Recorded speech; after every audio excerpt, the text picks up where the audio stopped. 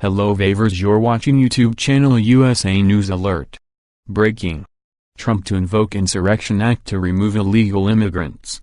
President Trump is officially taking off the kid gloves and will invoke the Insurrection Act to remove illegal immigrants from our country.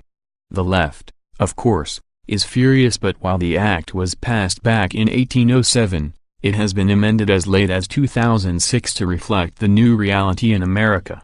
In other words, tough luck Pelosi. From the Daily Caller, President Donald Trump is planning on using the Insurrection Act to remove illegal immigrants from the United States, the Daily Caller has learned. According to multiple senior administration officials, the president intends to invoke the tremendous powers of the act to remove illegal immigrants from the country. "We are doing the Insurrection Act," one official said. Under the Insurrection Act of 1807, the president has the authority to use the National Guard and military in order to combat unlawful obstruction or rebellion within U.S. borders. The act was last invoked in 1992 by George H. W. Bush to quell the Los Angeles riots, and was also used by Eisenhower in 1957 to enforce school desegregation in the South. An official expressed concerns that Trump's use of the act's powers would face legal challenges, pointing to the lawsuits against the president's travel ban from majority Muslim countries. However, as the official noted, the travel ban ultimately prevailed in the Supreme Court. In addition to the Insurrection Act, the president is also considering declaring the country full and insisting that the U.S. can no longer handle the massive influx of illegal immigrants. 2019 is currently on pace to reach the highest levels of illegal immigration in a decade. If you take a ship and it holds 1,000 people maximum, one more person and the ship is going to collapse, the official explained. The country is full. Our hospitals are full, our detention centers are full, they added. From Wikipedia, on September 30, 2006, the Congress modified the Insurrection Act as part of the 2007 Defense Authorization Bill, repealed as of 2008. Section 1076 of the law changed Sec. 333 of the Insurrection Act, and widened the president's ability to deploy troops within the United States to enforce the laws. Under this act, the president may also deploy troops as a police force during a natural disaster, epidemic, serious public health emergency, terrorist attack, or other condition, when the president determines that the authorities of the state are incapable of maintaining public order. The bill also modified Sec.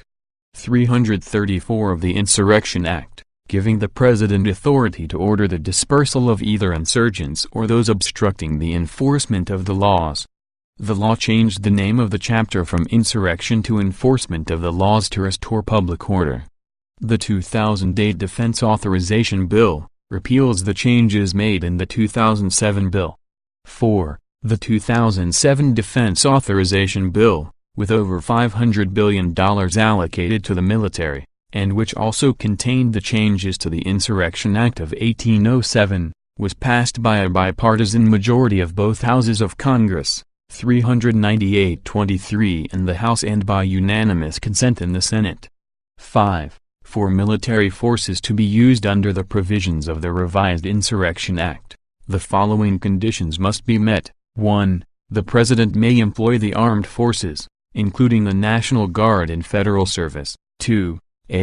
Restore public order and enforce the laws of the United States when, as a result of a natural disaster, epidemic, or other serious public health emergency, terrorist attack or incident, or other condition in any state or possession of the United States, the president determines that domestic violence has occurred to such an extent that the constituted authorities of the state or possession are incapable of maintaining public order, and 2. Such violence results in a condition described in paragraph 2, or b. Suppress, in a state, any insurrection, domestic violence, unlawful combination, or conspiracy if such insurrection, violation, combination, or conspiracy results in a condition described in paragraph 2.